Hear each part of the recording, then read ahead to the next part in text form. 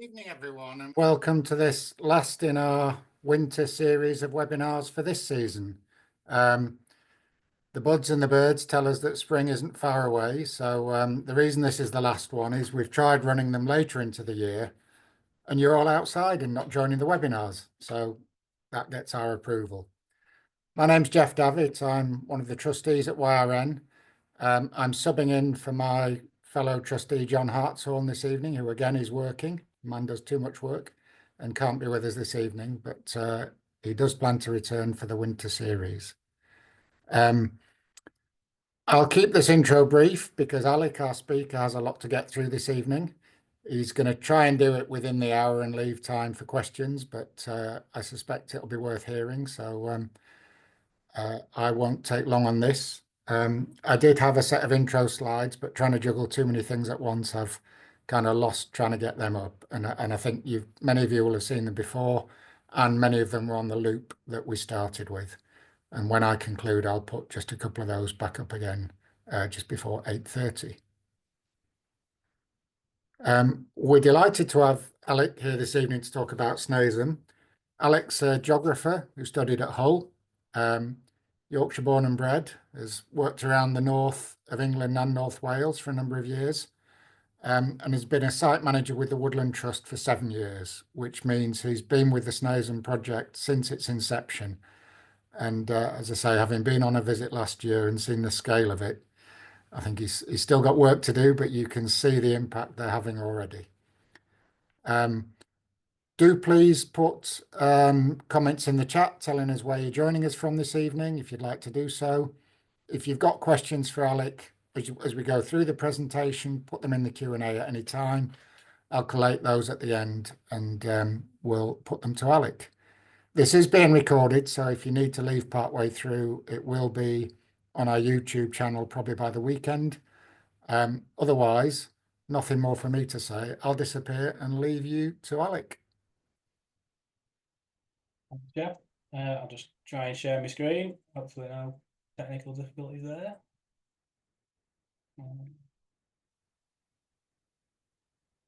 Hopefully can we see all that? That looks good. Just keep your voice up, Alec. It was a little bit quiet, but yeah, no problem. Yeah, thank you. Okay, well, yeah, hi. Thanks for having me, and thanks for everyone for giving me your time today. So yeah, as Jeff sort of rightly said, I'm Alec Pue. I'm site manager of Woodland Trust, own land within the Snaizeholme Valley. And yeah, I've been with Woodland Trust for about 7 years now. I previously was site manager for about sort of 50 woodlands, 50 Woodland Trust sites that are spread across North Yorkshire. And I got pulled onto Snaizeholme full time, and I've been here for the last sort of 3 or 4 years now, fully dedicated to Snaizeholme. So yeah, I've been here right from the start. So I lead pretty much on all aspects of Snaizeholme. So anything from the early planning stages all the way through to delivery on site and the general day-to-day management. So yeah, where are we? So where is Snaizeholme? So it's pretty much smack bang in the middle of the Yorkshire Dales. Somewhere where we believe, quite an important place to be, with the Dales, only the tree cover only being about 4%. So that's well below the national average of 9%. With a good amount of that 4% being non-native conifer plantation. So it's a good place to try and make an impact. Well, we believe so. So yeah, we're just southwest of Hawes. Get a little laser pointer. Yeah, so Hawes being here, we're obviously the red map here. And then we're just sort of northeast of sort of iconic Ribblehead Viaduct and the Yorkshire Three Peaks. So you've got Ingleborough, Pennygent, and Whernside. And it is quite an interesting area, quite a lot happening. Obviously, I'm sure some of you are well aware of sort of Wild Ingleborough project, which is just at the foot of Ingleborough. And there's a couple of another interesting Kingsdale Head, another sort of rewilding-esque project with a few others sort of popping up, and yeah, quite a lot happening in the area really. We situated within the Northern Forest, within the White Rose Forest patch. So yeah, it sort of opens up a couple of options for us in terms of funding, which we're grateful to have. And yeah, we're located towards the head of the Suno catchment. So here we are here. So the Suno catchment being the Swale, Yor, Nid and Ouse. Yeah, it's one of the priority catchments that the White Rose Forest are really concentrating their efforts through Landscape for Water programme. And yeah, effectively we're ahead of that catchment. Basically, when it rains on Snaizeholme, it takes about 3 days to enter York. So York being down this way. So yeah, again, quite an important part to basically being at the coalface almost, I suppose, of sort of flood mitigation work potentially. So how it began, so it was in June 2021 we were successfully acquired sort of first bit of land at Snaizeholme. About 550 acres, and that was this little block here, about 100 acres just here, and then this area just here. It was then by a chance encounter with our neighbouring farmer. I met him, bumped into him on the Pennine Way up here, and he basically said, "Do you want more?" And that was way above my pay grade, but effectively we did, and we basically went on and bought additional land about not great, maybe a year later, maybe not even that, and that brought our total up to nearly 1,400 acres or 561 hectares. But just to give you a bit of bearings on the site, so right at the top of the site on the eastern boundary, we've got the Pennine Way, so well-known walking trail, and then the Pennine Bridleway just cutting across to the south of the site, up on the plateau in between our peatland, which we have about 200 acres of peatland just here, and then we've got limestone pavement and limestone grassland just above that, and we've also got an area of limestone grassland just up here as well. Worth noting at this point, just while we've got this map up, is the amount of conifer that we do have within the valley and in the local area. So it's quite a big plantation to the south, and then quite a few other smaller plantations in the valley and in the surrounding area. So actually this 100 acres just here is surrounded on all 4 sides by conifer plantation. This has recently been filled in with conifers, but not updated on the maps. So yeah. So early doors, we did a heck of a lot of consultation, bringing people out, basically just trying to get their views, making sure that when we did buy extra land, we were going down the right route, and me and my managers' sort of visions for the site are something that could be achieved really. And most visits seem to end with, "Oh, have you been to Carafran?" And at the time, neither of us had, so obviously that was top of the list to visit. So Carafran being in the Scottish borders. It's a site owned and managed by the Forestry Trust, but it's sort of really sort of the vision of what we wanted to achieve. It was just there to see, especially when it comes to woodland creation. So this is a site that's been sort of planted and woodland creation established over the last 20 years, remarkably all by volunteers, which is some feat. But it really sort of shows this sort of pockety woodland that we'd be trying to achieve. So lots of open space, even in amongst some of the sort of more closed canopy sort of structures. A lot of scattered individual scrubs and trees, and really sort of maximising this sort of woodland edge, which we all know is quite an important habitat in its own right, and one that if we can maximise that, then we won't be going too far wrong. So designations, we're a bit of a blank canvas at Snaizeholme really. So we are within the Yorkshire Dales National Park, and we have most of the land is open access land, so right to roam really, in a simple way, which yeah, no dramas there. Where it starts getting a little bit interesting is a notable species. So we do have red squirrels in the valley and the local area. We have waders, so we have curlew, snipe, and oyster catcher, you can see in the picture there, and a few others. We've got white-cod crayfish, which is pretty exciting to have. So at the moment, a healthy population, fingers crossed that stays that way. I've got black grouse in the local area. That's one that we think almost everything we're delivering seems to tick the box in hopefully expanding their habitat and doing some good stuff for them. And yeah, raptors. So we've got a good number of barn owls, tawny owls, kestrels, all sorts of stuff knocking around. So yeah, it gets a bit. So in regards to elevation, we are at 300 meters or 1,000 feet in the valley bottom, going up to about 580 meters or 1,900 feet on the valley tops. We get in excess of about 270 days and approximately 2.7 meters of rain per year, so pretty wet. The name Snaizeholme derives from some Norse translation of cold, wet place, so it's probably quite fitting for the site if you've ever been out there. And yeah, the highest recorded wind speed in the area was during Storm Arwen in 2021, reaching in excess of 100 miles an hour. So yeah, quite a hostile place, but all that has left behind quite a dramatic landscape, really. all sort of shaped by water as well. So yeah, what really excites me right from the off, and still does today, to be honest, is the variety of habitats, or potential habitats at least, that we have across the site. With sort of the woodland creation opportunities, which obviously alluded to today, the peatland, the limestone, grassland, the riverside meadows, all in one place. So it really does seem quite a rare opportunity, really. And the excitement that comes with the opportunities that working at scale has for sort of blended habitat management, just means that we have the opportunity to consider these sort of important habitats as one landscape and acknowledge and enhance the links they have with each other, rather than treating them as single entities, which sometimes I think we fall foul of sometimes as conservationists, and have really prescriptive management towards sort of individual habitats. Just treat them in isolated fashion, really.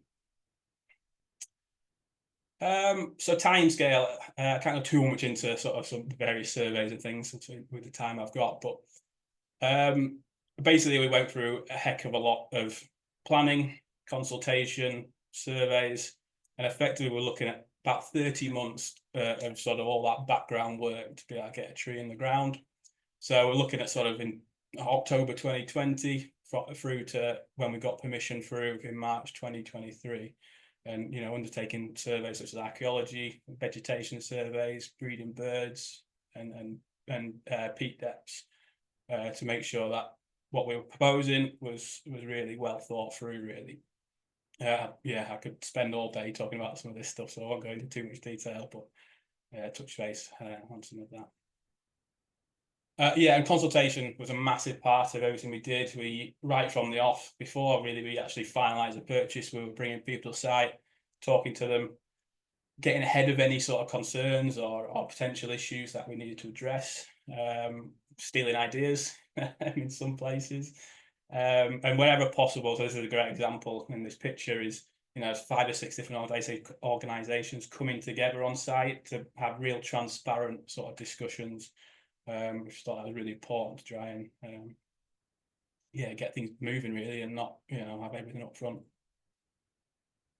So after the back of all that consultation, all the planning, all the surveying, we're left with fine-tuning a design, and this is where we've got to.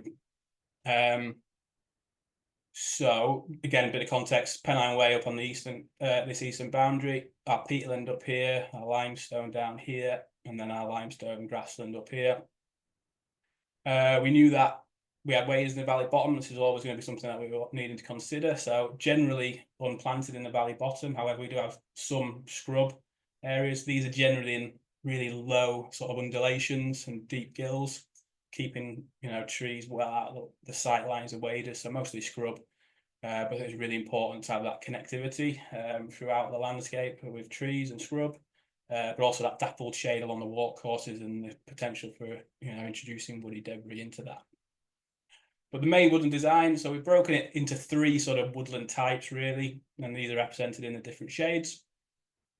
First being glades. So this is very scattered scrub, is the simplest way to put this. Lots of open space, some clusters.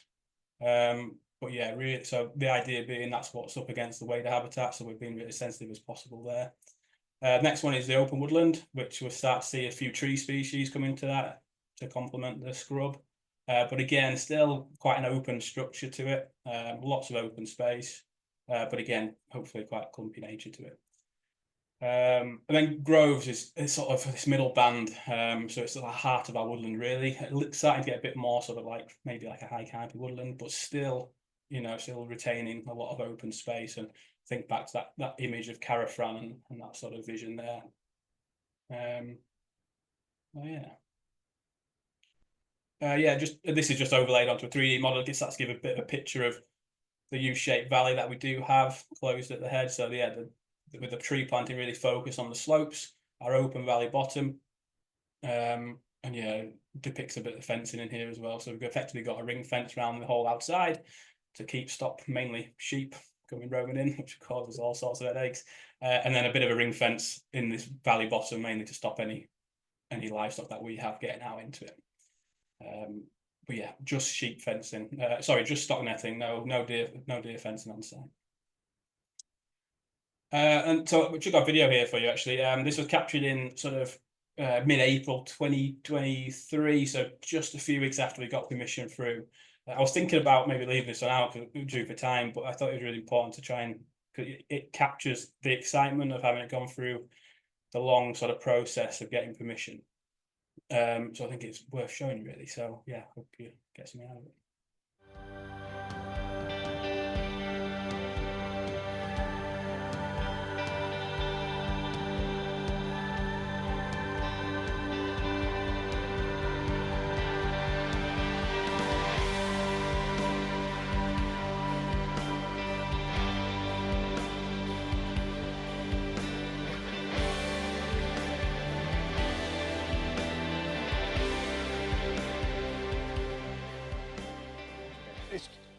It's just fantastic. It's, you know, I've been at the Trust for far too long now, well over a quarter century, and this is by far the biggest, boldest thing we've ever done in England, certainly one of the boldest plans for the English uplands. So what deliveries have we had this week? 21,000 trees last week. Mixture of species. So we've got some alder, we've got some aspen, we've got some thorn in there, Scots pine, Scots pine, a bit of oak. So we've got 5 guys planting today, by the look of it. Yeah, 5 guys planting, and they're aiming for about 1,000 trees a day. It's very exciting.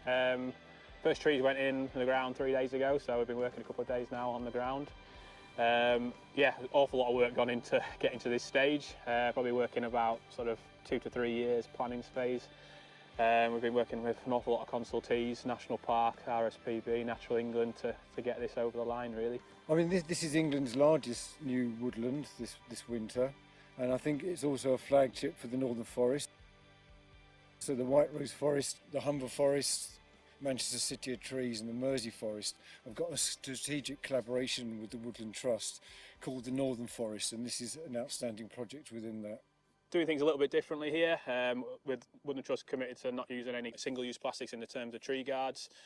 So they're very excited to be working on this site in a bit of a forward-thinking manner.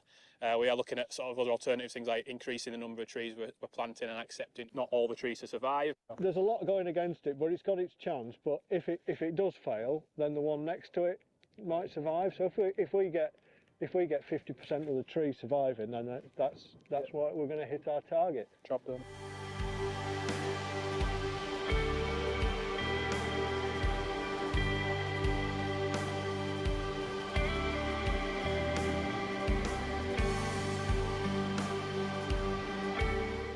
Today is probably not that bad for up here. Yeah, I do spend a lot of time up here, but it changes hourly, and almost to a point where you can drive into the valley thinking you've got a good day, and you get up here and then the clouds are in and snowing or raining, whatever it is. So just yesterday it was glorious blue sky here, and now we've, like you say, not too bad, but it's a bit different to yesterday.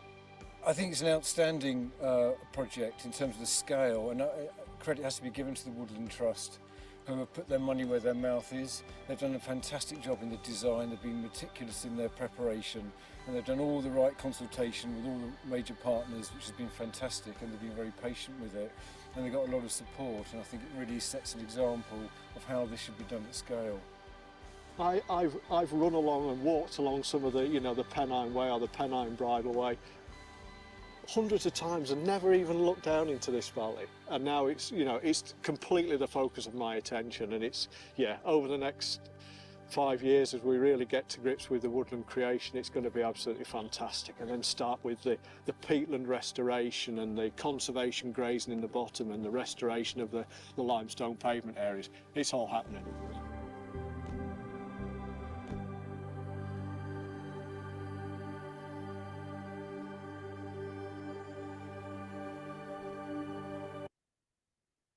Yeah, sorry about the abrupt ending, but sort of save a bit of time. So yeah, I think it's useful video as well, because it sort of gives you a bit of a picture of with the drone footage and things of what I'm talking about. So I thought it was worth having in there. So yeah, just sort of we touched base on it in that video a little bit, but just to summarise the tree planting side of things really. So we're planting 700,000 trees across 290 hectares. But that 700,000 trees is a little bit sort of screwed because we're accepting losses, so we're accepting that we lose effectively half of those. So that 700,000 is a little bit of a false figure in terms of final stocking densities, for want of a better word. So yeah, no tree guards, no pesticides, and minimal ground prep. So what I mean by minimal is we are asking the planters to do a hand screef, which is effectively this, what we see at the bottom of this tree. It's the planters using a mattock basically to pull away that top layer of vegetation just to make sure the tree's really getting into, you know, the soil, and also gives a chance, a little bit of a weed-free sort of area for the tree to have at least a good few months head start. So yeah, overstocking of trees and accepting losses, and random planting, no equal spacing. So yeah, not traditional planting where you would usually see lines and equal spaces between trees. So it's this random planting and this accepting of tree losses that we hope will achieve the sort of random nature and the patchy nature of the woodland that we're trying to achieve, and effectively more of a natural feel to a woodland. So yeah, native broadleaves with Scots pines. So Scots pines are a little bit different and not common in the Woodland Trust, I suppose. But I think we thought it important species to include. One, for trying to landscaping some of the conifer plantations in the valley and in the area. But also I think it ticks a lot of boxes for a lot of the species we have, especially at early doors in the early establishment phases. So yeah, other species such as alder, aspen, birches, thorns, willows. We're also looking at establishing some montane shrubs, so reintroducing things that are sort of long gone from the dales, really. There are some clinging on in some places. Things like dwarf birches, eared willow, and tea-leafed willow, as an example. I know there's some projects that are trying to grow a lot of local stuff, but yeah, the scale we're at, we might struggle to find that local. But hopefully we can establish a bit of a seed bank at Snaizeholme for future projects. So where are we up to? So since April 2023, when we first got started, up to now, really. So we've planted 600,000 trees, so we're not far off that target. Just a few to go. We might push a few of that into next year. So that's over 3 planting seasons that we've got to so far. Yeah, 20,000 montane trees planned and sort of growing in the nurseries for us. I hope to do that late 2025. We've installed 15 miles of fencing, which sounds crazy when you read that out. And a little bit more to go, nothing significant, so 15 miles is pretty much it. But we do have an awful lot to remove as well, so a lot of derelict fencing that I can't wait to get rid of, really.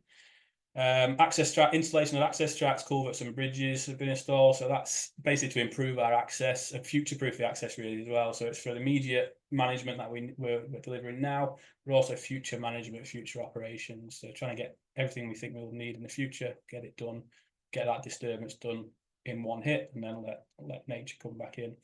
And yeah, all the site visits. So yeah, copious amount of site visits over the last 3 or 4 years, and still ongoing. And yeah, so that's just the work linked to woodland creation. And yeah, I'm just going to try and give you a bit of a light touch feel on some of the other stuff we've got going on. So grazing, farming. For me, it's a big part of the project. We decided to work with our neighbouring farmer to deliver our objectives when it comes to grazing livestock, and this is Martin. His farm adjoins ours to the west in the next valley over, which is Whittle or Woodale, which incidentally is north of Wooded Valley, which probably tells you quite a bit about what it used to look like out in these landscapes. He's probably a sheep farmer, but he does have a herd of Herefords, which just suited us right off the bat, so it just made sense, really. With him being so local as well, he can literally push his cows from his land into ours. I work with him very closely and have a really good relationship with him, and I expect that to only keep getting better. And personally, I see a lot of merit working with Martin, and a local farmer. You know, he's someone who potentially had concerns around the project originally, and reservations around what we might be doing. But bringing him along in the journey, he's well on board now. He understands what we're trying to do and how it can complement his farm at home. I also think there's a risk sometimes with some projects like ourselves trying to do things too much in-house and almost closing themselves off a little bit from that community and that outside world. And I think especially the farming community, I think is a big one that a lot of us organisations like ourselves are looking to influence in order to really deliver a lot of positive change. You know, these guys have a lot of land, And I think if we can influence even in a small bit, we're moving in the right direction. So prior to buying the land, it was all sheep graze, probably no surprise to anyone. And it's clear that we need to move away from that monoculture that sheep deliver. So sheep now are fully removed from the internal valley. We do still have some sheep grazing up on the line, sort of late seasonal sheep grazing up on a limestone grassland, because they do maintain things quite nicely up there. But that all up for review. And yeah, incredibly important part of the project, helping us manage land for biodiversity, helping us stay relevant in the community and being perceived to be inclusive rather than shutting that door. Helping bridge the gap between farming and conservation. And, you know, in my opinion, it doesn't have to always be one or the other. And if we have a chance to produce, I feel like, and by still meeting our conservation aims, I think we should be doing that. Yeah, so the idea is working with Martin to deliver grazing. We monitor the impacts on vegetation change and habitats and just adjust accordingly. So yeah, the map on the left here with the blue bits basically just show the areas that we're currently grazing, and how it fits in with a woodland creation design. You'll hopefully you'll notice that basically where there's no trees, we are still grazing in some capacity. However, the long-term vision would be roaming livestock. Once trees are established and secure, I'd love to see, you know, livestock throughout the valley, in order to help natural processes, so the disturbance that they'll create, the spreading of the seed that they'll do for us, and all that good stuff. But unfortunately, until the trees are secure, we can't introduce that. I'd love to have it now. That rolls on quite nicely, really, in terms of everything we're doing here. I think it's important to see it as us giving nature a bit of a kickstart, really. It's not by no means the finished article. So the woodland we plant, for example, here, in 50 years, I expect it to look very different. It's all about just trying to establish the conditions, the right conditions, because this is a landscape that's been knocked around by man for centuries, and we need to give it that helping hand to get where it needs to go. So yeah, tree planting, break canopy cover, start to break, you know, make the changes below the soils and all this sort of stuff. So yeah, right, river restoration. So in partnership with Johnny Gray, Woodland Trust, we've done basically a first phase of river restoration. My brief really was to focus on aquatic habitats, not necessarily be led by NFM. I believe that sometimes there's a lot of emphasis on NFM, and there seems to be a perception that it improves aquatic habitats as well, which I think is generally right. But for me, I wanted to make sure we were really focusing on aquatic habitats and let NFM become that benefit which comes off the back of that. Sorry, we just explain to people NFM's natural flood management. Right. Not everyone may know that. Did make a note of that to say that. Yeah, natural flood management. Yeah, thank you, Jeff. And natural-based solutions. So what I try and mean by this is to try keep things as natural as possible and let natural processes do the work for us, and effectively trying to avoid maybe hundreds of milled timber dams across a landscape, and just try and keep things as natural as possible. But yeah, I've got a little video here again. I really like this video. Hopefully you guys do too. It just showcases the work we've done with Johnny up to now.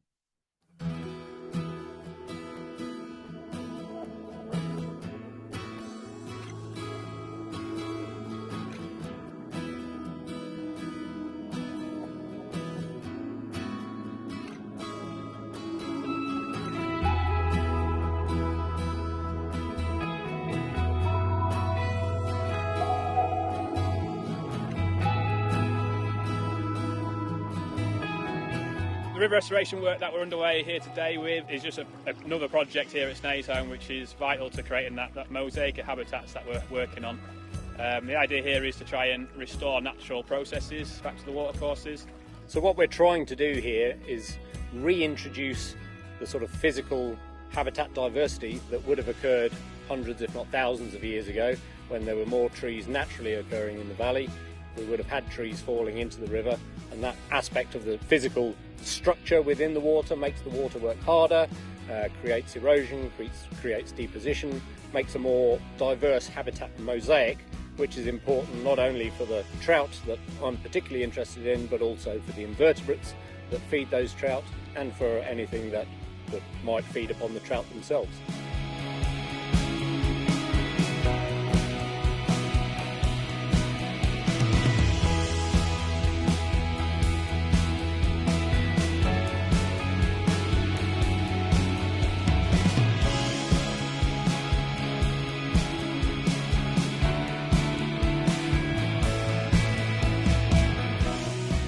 It's important in terms of us being able to slow the flow up here. That obviously has knock-on effects further down the valley, so if we can dissipate the energy up here, spread the water out onto the sort of valley floor a little bit earlier in the system, then obviously that means there's less power, less force of water going down the valley, which may cause issues for settlements or bridges or agriculture further down the system.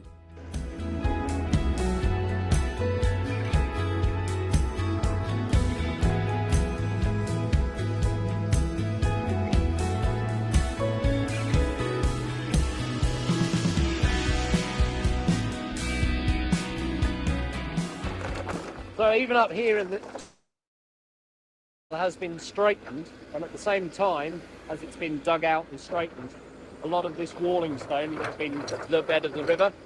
So what we're actually doing is unstraightening it and putting that stone back into the channel from where it's been stolen in the past, if you like.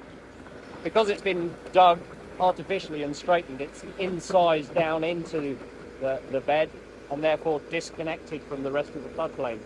So by putting this walling stone back in, obviously under higher flows, water can get out across the floodplain much more easily. And even here, this was actually walled all the way down the side to stop erosion going in that direction. We're not worried about erosion up here, it's a natural process, so we're trying to reinstate that by taking the wall away.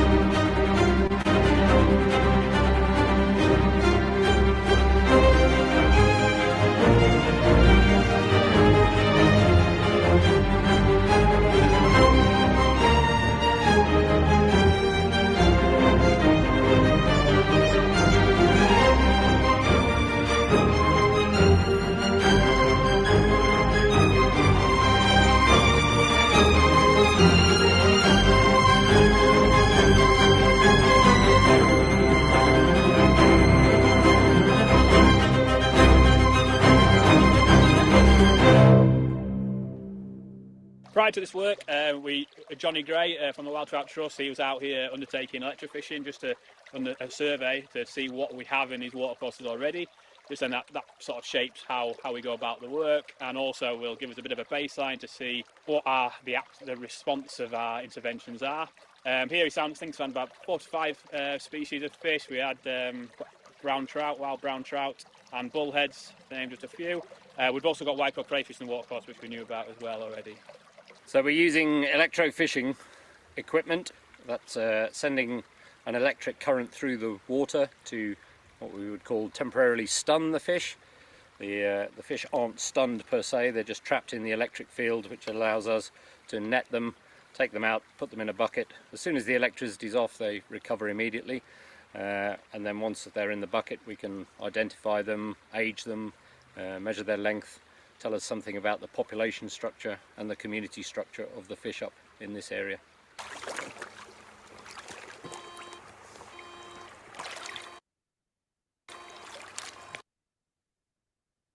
Sorry, I'll just stop it there because there is a bit more to it, and these are all on YouTube, so by all means do jump on YouTube and give them a watch. Don't mean to cut Johnny short, I know he's watching, sorry about that. But yeah, just thinking about time. But so this, can I press play here? Yeah. So this is a bit of a time lapse actually, courtesy of Johnny, hot off the press, actually over New Year's Day pretty much, but it just shows how quickly levels can rise and fall at Snaizeholme. This is over about sort of 2 or 3 days this happens, and it's exactly sort of this time between water entering and raining on Snaizeholme, entering the system, and water exiting the system, that we expect a significant influence with pretty much every element of the project at Snaizeholme. So we would expect that as our interventions become more established, we would see sort of this extended lag time, or time between the rain event and the water leaving the system through the watercourses. But you see how quickly and dramatically that reduces down. So next steps with what a river restoration. So yeah, we don't want to stop there really. So we're working with a consultant to model the whole valley and basically look at further opportunities really for habitat improvement. We hope that that'll be ready for some sort of delivery in sort of 2026 sometime. Peatland restoration. So as I mentioned briefly earlier, we have about 200 acres of blanket bog up towards the south of the site, up on the plateau. So here's Snaizeholme down the valley just here. Working in partnership with Yorkshire Peat Partnership to deliver that. They secured some Nature for Climate funding along with some other various sites in the area. We completed a lot of that work in July 2024, and we're literally just finishing this week with some revegetation, some plug planting and the like. So exciting to get that one wrapped up and finished, and so we can monitor that going forward. There's also, as part of the funding bid, a lot of monitoring that has been installed on site, which complements our monitoring and research work on the rest of the site really nicely. And segues right into that one. Monitoring and research on site, quite an exciting part. Well, I said that quite a lot. So we've got a collaboration with York and Leeds University to deliver quite an extensive suite of research and monitoring. But I will drop you off into another video because these guys can explain it a lot better than I can. So yeah, again, I might cut it short, see how we get on.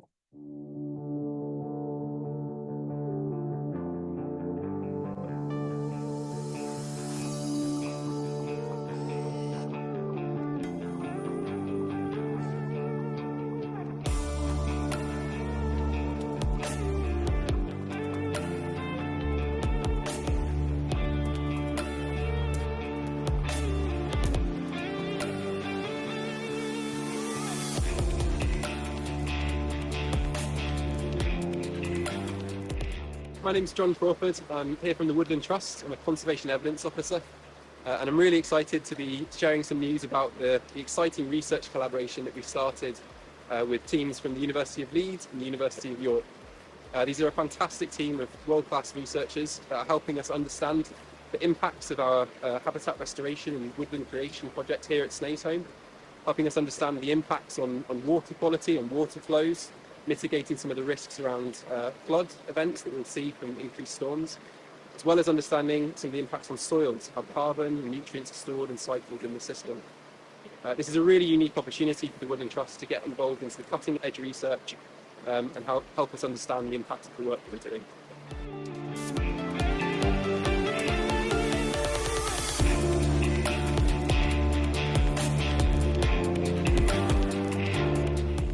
So I'm Rob Mills, I'm a lecturer at the University of York, and I'm principally interested in soil ecology, so all the organisms that live in the soil.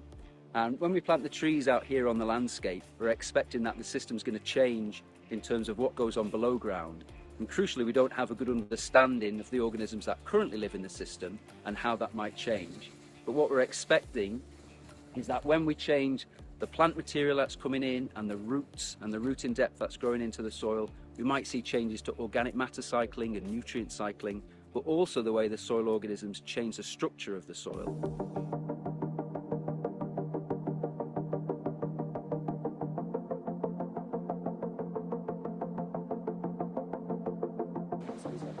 Yeah, so we already know over the last few decades here there's been already an increase in storm events and the intensity of those storm events over the last few decades, and we're expecting over the next 30 or 40 years about a 20 to 50% increase in the intensity of winter storms in this area.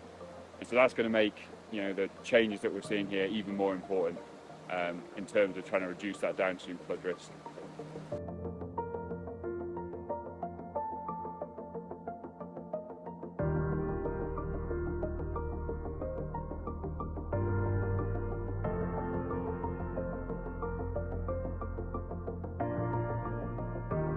Hi, I'm Alec Pue, site manager here at Snaizeholme for the Woodland Trust. So I'm overseeing all the habitat restoration work that we have underway here. So that includes woodland creation, it includes peatland restoration, limestone pavement sort of restoration, riverside meadow work. So a whole mosaic of habitats that we do have here that we're looking to restore here. Yeah, and we're here today with the researchers from Leeds, York, and some Woodland Trust staff here. And yeah, it's really exciting to have them here and working with them on this project, especially for me as a site manager here to see what our actions are here. So the interventions that we do put into place to understand what the results of our actions are, and then help guide and shape our management going forward. Project here is funded through the Trees for Climate and the White Rose Forest. That funding is also supporting the research that we're here looking at today and making a start on today.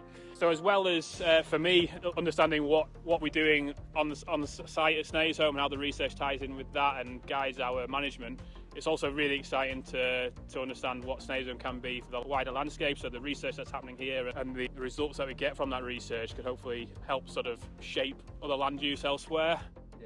Right, we have to play a game now. Guess the temperature of the air.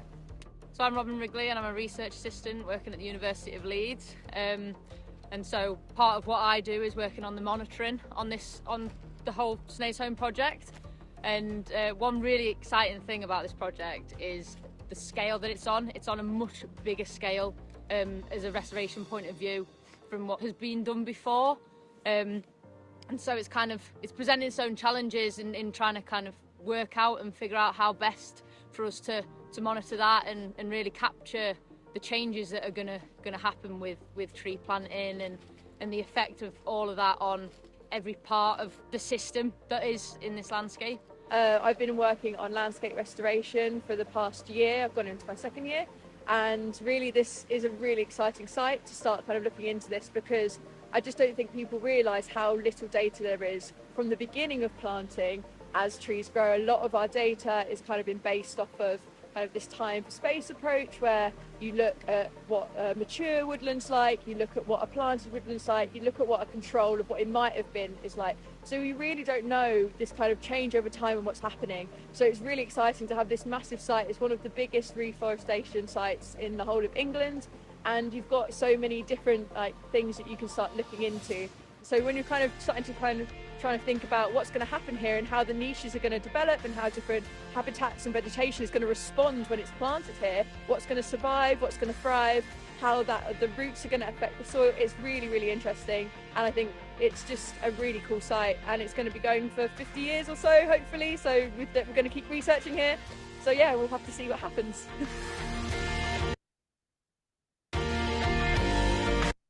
Very abrupt ending again, but sort of moves on a bit.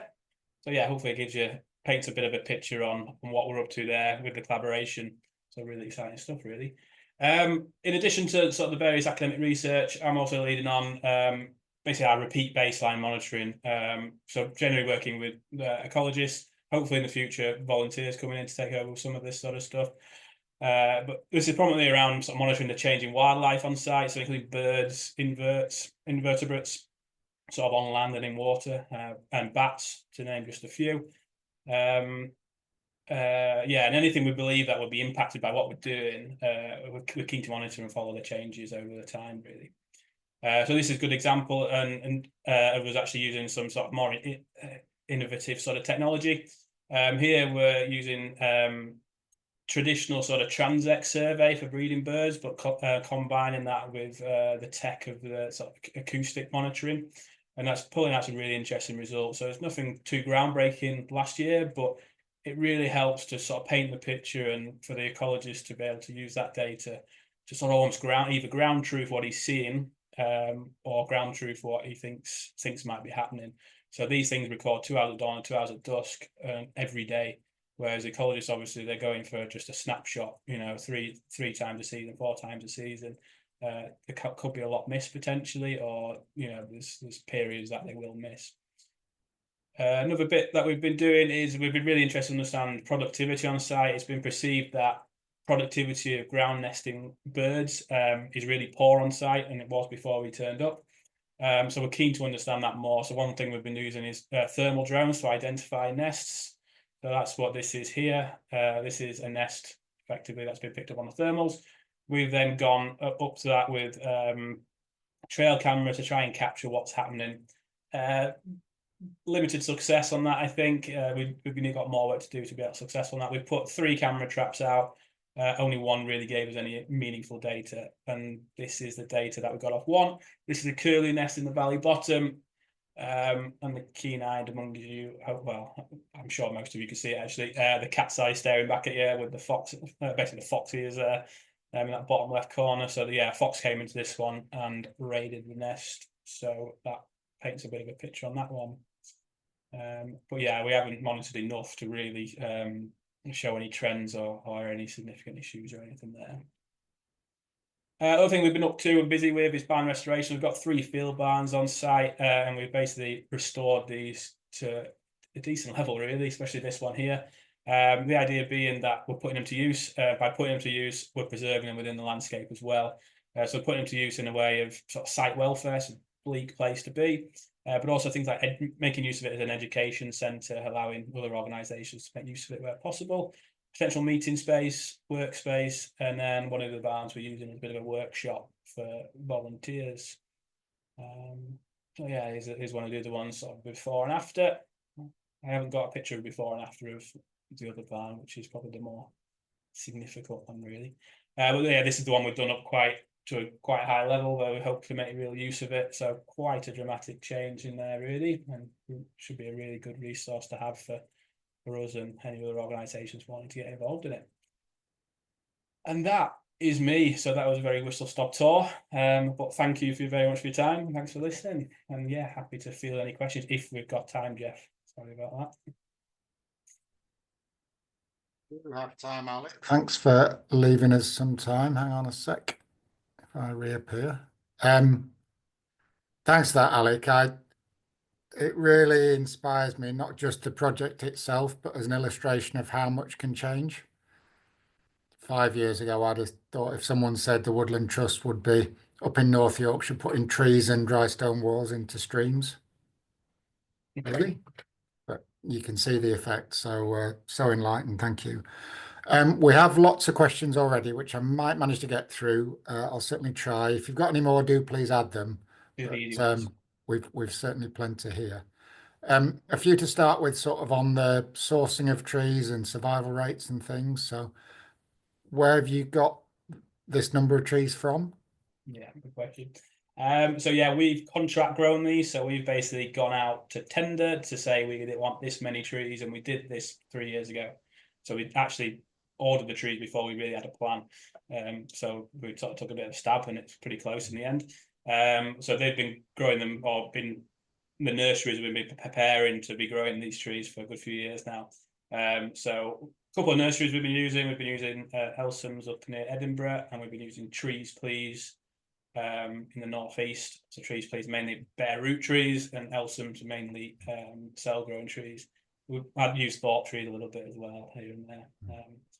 So yeah, what was the other part of that question again? That was the main thing about where you got them all from. There's some about survival rates and protection then. So I think you said you keep the stock out, the cattle out of the planting areas at the moment, and hopefully later. Yeah, that's right. So survival rates is funny. So obviously there's deer pressure that we need to keep close eyes on. We got hit pretty hard by voles. I think everyone did last year. And it coincided with having quite small trees. So again, going back to the supply of trees sort of question, we're at the mercy. So if the nurseries have not been able to produce the trees that they wanted in that year because of the weather and the climate, we're at the mercy of that. And if they can only produce smaller trees than what we want, it almost better than nothing sometimes. But it's really, hindsight's a wonderful thing. The bigger the trees, the better at Snaizeholme for us. Not the case everywhere, I'm sure, but that's the stance we have at the moment. So voles had a good time on some of the smaller stuff. We're going back through some of them areas with some bigger trees this year. With some basically got extra trees in that 700,000 that we said we planted. So yeah, we keep a close eye on it. One of the biggest tricks in terms of monitoring survival is it's not traditional planting. Usually you can look in a tube and say that's dead, that's not, that's dead, that's not, and you go and replace that one. We've got nothing. If a tree dies and it's gone, we've got no way of knowing exactly where it was. And also we're randomly planting, so there's a lot of gaps anyway. So traditional sort of beat up survey, which is usually a stick in the ground and walk around and see what's there, probably isn't the most accurate way of doing it. We've done that because we wanted to ground truth it. But part of what Leeds University are doing, they've got really intensive plots where they've got a bamboo cane on every tree. And so they can tell us probably more accurately from sample plots of what's happening there. And so far, I think we're last year, the latest survey was about 80% was still going. So we're pretty good. Good. Yeah. So if you end up with well over 50%, do you plan to thin? And if that's necessary, do you plan to get the same folks that brave the weathers to put them in to go and take them out? That'd be kicking the teeth, wouldn't it? So yeah, that's a good question again, because the thing we're trying to push is habitats. So get the right habitat, and if the response is positive, do we need to go in and do anything at all? I'd love to be in the position where we've got way too many trees and we can go in and thin them out and sort of clear them out. Whether we'd be there, I don't know, but time will tell. But yeah, I think even if we're not hitting the numbers, I'd love to think we could have conversation with funders and things to say, if this is the case, that the habitat is right, it's responding right, vegetation's responding well, do we actually need to worry about this? It's a big change because all our funding and grant process and permission process is all about stems per hectare. But I think that's very much a lag on, or a product of, commercial forestry potentially. But it's how our systems are set up, so it might be workaround some of that. Thank you. I'm just trying to juggle through questions and see how to group them. I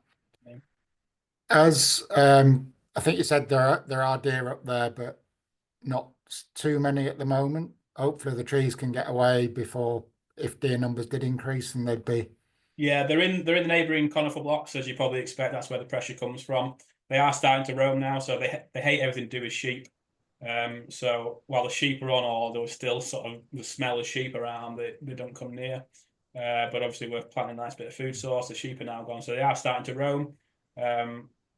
So the conifer boundaries are probably getting a little bit of nibbling and a little bit of damage. But we do manage them. We do have contract stalkers that we do send on site to keep an eye on sort of browsing pressures and take them off as and when necessary, really. Thank you. And was the sort of relatively clear area in the valley bottom partly to do with waders' presence? Pretty much, yeah, pretty much exclusive of that. So Carafran, for example, that had trees right down because it didn't have that pressure of waders. But for me, it's a great opportunity because it's, again, that diversity in habitats. But yes, it was around waders. That's where the concentration of waders were. But if you maybe remember where I had the survey maps, one of them was a breeding bird survey, and there was a big red bit in that valley bottom. So the recommendation there was, this is where the concentration of waders are, so don't plant that. And everything we do down there is to try and enhance that habitat for them. Obviously there is a perceived threat of extra woodland in the valley. We do already have woodland in the valley, but anything we can do to really enhance it where possible and make things better, then yeah. Thank you. Moving on a bit to kind of visits and neighbours and that kind of relationships and community thing. You mentioned how well you're working with a neighbouring farmer. Tim's asking, is he thinking about putting more trees in and changing some of his grazing to learn some stuff from what's happening in your part of the world? Yeah, trees, not fully sure. I think he's definitely open to it where it fits. He is actually part of a landscape recovery, which is obviously is a higher tier scheme where landowners come together in big landscapes. So we're part of that as well. And he's probably one of the more vocal in that for change. Whether he jumps for trees straight away, but he's certainly willing to change. He loves his waders. That's one of the only sort of trees and waders, challenge sometimes. So that's the only. But yeah, he's certainly more open than maybe he was when I first met him. Let's say, whether that's fully down to me or just him seeing the way things have gone in terms of grant processes and everything else. Thank you, and great to see the number of visitors you're getting up there. Have you had any issues with unwelcome visitors, whether invasive plants or crayfish plague, or how are you thinking about biosecurity up there?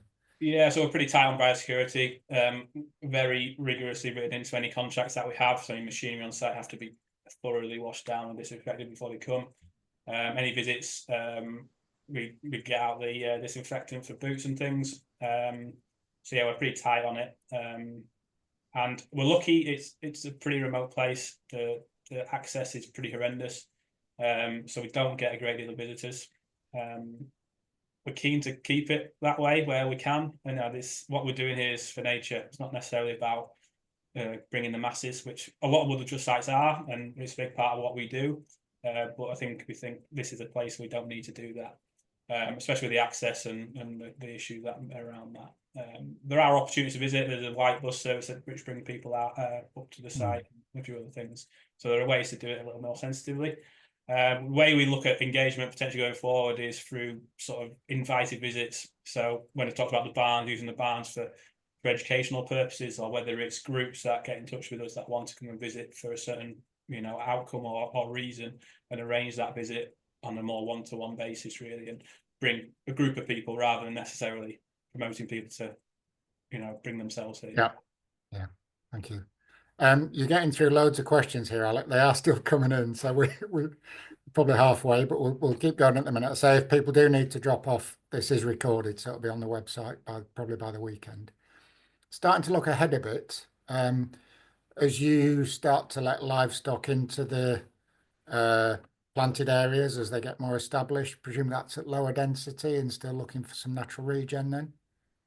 Yeah, well, like I said, the way we're planting, we'll have plenty of open space even amongst some of the higher density areas, if we're being honest. So I think there's plenty of room for it. Yeah, so there's a question that comes up a lot, like where's the opportunity for natural regeneration? Because we are planting a significant amount. But I think just going back to that comment that hopefully people picked up of, we're not planting the finished article here by any means. We're just trying to get tree cover back into this valley, which is quite hard. If we just leave it all to natural regen, I don't know when we'd ever see any sort of that bearing fruit. We'd end up with thick vegetation and potentially impenetrable for seed. And then all we really have with neighbouring is mostly conifer seed potentially coming in. So yeah, the hope is that that's when the natural processes come in and you know, them open spaces start to develop and a bit more naturally. Thank you. And in the streams, as the trees move, as they will in some conditions, are there any concerns about downstream if there's a big storm and some of the trees that you've put into the channel start shifting? Yeah, they've been Johnny Gray, well thought through. They've definitely been designed in a manner that where when they do start shifting, they basically crisscross and lock into each other. There's quite a way to go. We haven't put them. They're very much up the top end of the site, I suppose. If they've got to go past that bridge, they've got to go past a lot of our land first before any of that. And yeah, if we get any of that and it starts to go any further, then I suppose that's when we maybe bring machinery to pull things back around. But I don't expect us to get to that point. And you know, it's only effectively what would happen naturally potentially. So part of us planting them trees in amongst the valley bottom and along water course is all about, you know, future, right? What happens in the future? Trees blow over and then it's done for us, isn't it? But yeah, it's something to think about. Thinking of sort of species that have come back, you've mentioned owls, and I think in one of the barns at least you've got an owl box built in. Yeah, all three. So especially the ones we secured, they used to have barn boxes internally. We've got externally accessible barn owl boxes still in them, all three of them. So they're using them pretty regularly. Trying to get some cameras in them recently, actually, to try and use it as a bit of engagement. So if you do nest, they don't typically nest there, I don't think, but they definitely use them. But if they ever did nest, we might have some pretty cool engagement and ways to engage people without them coming to site, really. And is there anywhere published, like on website or anything, sort of updates on what is being found from surveys from all the work, or is it not yet Nothing immediate. There's been talk. We're working on a bit of a content engagement plan, which has been a little bit long time coming, but it's in the pipeline. And there is talk around whether we set up a website, specifically Snaizeholme, where we start publishing some of this sort of stuff. We've been trying to keep up to date with a lot of the films that I popped out and used instead of me talking. They've been designed, and we've done them at various stages, trying to update supporters and anyone of interest to what we're doing. So they've been a great resource for us. But yeah, certainly on the research side, it's quite interesting on how we share that data. I certainly think our advocacy team will start getting involved and when we start bearing fruit with a lot of this. And also, we're keen for Snaizeholme to be a bit of an open door in some ways. You know, if anyone's got any projects, any research projects, academic, you know, a PhD student wants to come and have a chat with us, we're pretty open, I think, in terms of, you know, obviously we've got to treat everything on its merit, but yeah, we're quite keen to be as open as possible. Yeah, thank you. In terms of sort of the various monitoring and what's already coming back, you've talked about owls, and you've got red squirrels next door that'll be coming in. have you got any plans to proactively reintroduce, whether it's pine martins, beavers, eagles, smaller stuff, plants, inverts? Yeah, so it comes up quite a bit, this one, in That's terms when of I'm asking. reintroductions. I think yes, I think that will come. However, especially when you're talking about reintroductions of mammals and that sort of stuff, the problem is we don't have the habitat yet. No, So not when yet. the habitat's there, that's when we get serious about that sort of stuff. And yeah, certainly reintroductions of plants and things. That's the montane stuff is obviously the montane tree species, shrub species that we're looking at introducing. That's one angle. And yeah, I suppose going forward, that's the stuff we need to be starting really delving into and looking at what opportunities we have, bringing in the experts, because I'm no expert in a lot of this stuff, to see what opportunities we do have. And like I say, if almost similar to the academic side of it, if we've got people that are sitting at home at any point or who are expert in certain fields that thought about this and can support us and help us along that journey, then yeah, we're all ears really. Brandon, I do love the comparison with Carrie Fran that you made at the start, because I was hearing recently that's now part of a golden eagle territory. So I didn't know that. One day. It's a great one to just show people, well, just because people don't, some people say, if you say woodland creation, people think that the brain goes to conifers and hard edges of trees, dense trees, and just to be able to show that, I think is really powerful. Yeah. Then the last one, we are pushing on for time, but we'll wrap up shortly. Are there plans for long-term revenue generation to fund the ongoing management and to support local economy? So yeah, to support the work on the ground, yes. We're looking at ecosystem service type stuff, and things that are a bit more. So we do Woodland Trust, we do have carbon, maybe do sell carbon and that sort of stuff. But I think we're liking the shift towards sort of ecosystem services, and where people can fund an actual something a bit more tangible potentially. So that's definitely something we're exploring. The farm business side of it, I'm really keen to explore further and see the opportunities around that. So like I said, I think it's a really important part of projects like ours to fit that in, or not fit it in, but use it as a byproduct of what we're doing. But yeah, other than that, nothing immediate. Like I said, there's been a lot going on in the last 3 years, and a lot of it's just been focused on delivery, and some of that other stuff, was lifetime of the project to start working some of that other stuff out as well. Thank you. There are still a few questions coming in. Apologies, I think we are going to have to wrap up. Alec, that's absolutely wonderful. I've been to Snaizeholme, I've seen talks about it before, but every time there's more to it, and just seeing that develop at such pace, thank you. It's really great to hear your personal involvement with it, as well as the landscape scale and the all weathers and all that sort of stuff. And I don't know if you always did appear on every film that's going, but you certainly seem to have done recently. You probably noticed I almost said something, but I didn't feel like I had the time to get into that sort of stuff. But yeah, that first video I was definitely more nervous, and yeah, that was my first sort of social media and whatever appearance. So I think I got a bit more comfortable in over time, but I still find it quite nerve-wracking. It's definitely not my forte. Oh no, you're very good, very good. Just to wrap up then, I'd like to let people know about a couple of events, both this Saturday, very different natures. One is tree and hedge planting. No trees intended to be dropped into streams, no walls to be knocked down, but just tree and hedge planting at Bardsey, north of Leeds, with East Keswick Wildlife Trust. That's free, and you can register via our events page on our website. Very different in Headingley, also near Leeds or part of Leeds, is a musical improvisation evening by the Wild Song Group, who performed at the Wire End Festival 18 months ago. Highly recommended. I'm planning to be at both of those and hope to see some of you there. My wife is the Wire End treasurer, so I get told off if I don't put this slide up. We do rely on donations and grants. So please consider a donation to Wire End if you've enjoyed this evening. And I mentioned at the start, this is the last of this winter's webinars. We'll be running another series next winter. Do please email us and tell us what sort of things you want to hear about. We always get a really good audience for project stories like this one. We've had community panel discussions. We've had things about mental health and rewilding. So do please let us know. We've got a fair few ideas still, but it'd be good to get your input as well.